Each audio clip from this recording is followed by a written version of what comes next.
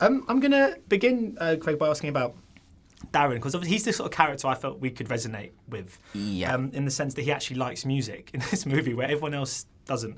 I was just wondering, obviously towards the end of the movie, we're wondering if this environment he's in can rub off on him in the wrong way. Yes. Do you think about his future? Is that something you sort of give much time to when you're involved in a project, thinking about what happens after the film finishes? I think it's always healthy to like have backstory and like create your own and create your own future, I suppose, for the character. Yeah, it's weird. He is the only guy who likes music in the movie. Everyone else breaks it down to science. It's like the book Save the Cat. There's like no love for the music in it. It's just they want to make money, which is fine. But yeah, I suppose. But he's dead in the water by the end of it. He's corrupt. And you've said before how huge a role Eminem played in Just Jim. Yes. Of course, in just terms of just distinguishing a sort of tone for yourself. Yeah. Did you have a song or sort of a soundtrack that defined the Kill Your Friends experience for you? Not really. Although the song in which I play to Stealth Fox when I'm dancing, I remember that stuck in my head for a while. That was a good song. But no, not really, no. So when you're sticking in your head, there's one of my favourite scenes is when you meet obviously Rudy, yeah.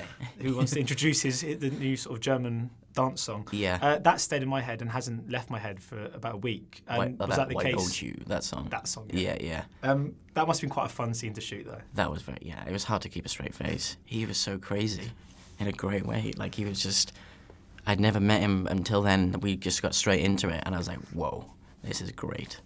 It was a lot of fun. Did you keep up that persona after the director cut? He was pretty normal. Yeah, he was just like very nice. I was like, wow. Yeah, because there's some.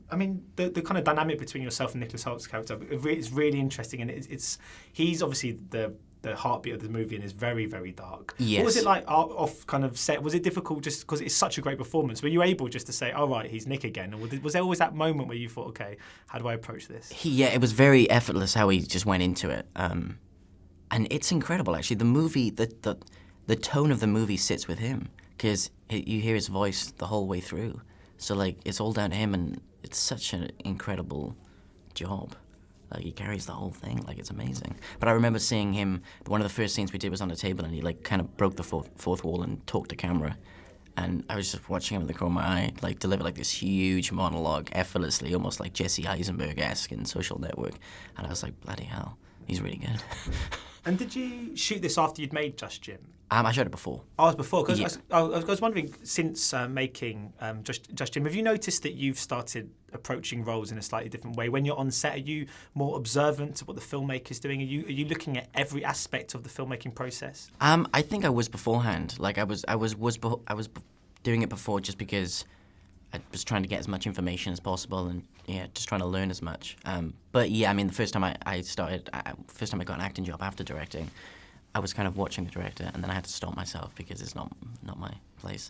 And obviously, your character's job is to look for the next big hit. That's his kind of what he has to sort out in this movie. Can you recall the last time you heard something for the first time and just thought, wow? Yeah, Kendrick Lamar's first album. I was kind of fed up with rap, and it was in a place where Drake was just dominating, and Drake is fine, but it's a very after a while it gets slightly annoying. But Kendrick Lamar was just like, whoa, this guy is a genius. I remember hearing that first album and being very excited. Yeah, my girlfriend keeps trying to make me listen to Kendrick Lamar, and I haven't yet. I'm a bit sort of disillusioned with the current state of hip hop. Yeah, he is amazing. I'm gonna give it a go. Yeah, he's gonna pass everybody. I feel if he continues the way he is, he's a genius. Yeah. Of course, you're in the process of developing your second feature film to direct. I was wondering if there's any news on that one, if you're able to show any casting news yet, or is it still under wraps? There's no. I'm going to play all the parts. It's going to be like Norbit. It's going to be amazing. That's it. Yeah, and maybe, maybe I think Peter Andre might be in it. Just as himself, or? Yeah, just himself. He's going to turn up. He's agreed to do it, so I hope he doesn't back out. Is it far away though? How soon are we talking in that terms of going into production? I'd say probably we hope to film it next year. It's like you say you hope, but it's like you never know. It depends if people will give me money to waste. We've just got to make sure we find a couple of weeks in Peter Andre's schedule that we can keep free. He's very busy, very busy. So yeah, hopefully. Brilliant. Thank you so much for your time. No, thank you. Much appreciated. Ladies and gentlemen, you're watching Hey, you guys! Hey, you guys, huh? Hey, you guys. Is that from the Goonies? It is indeed, yes. Nice. Hey,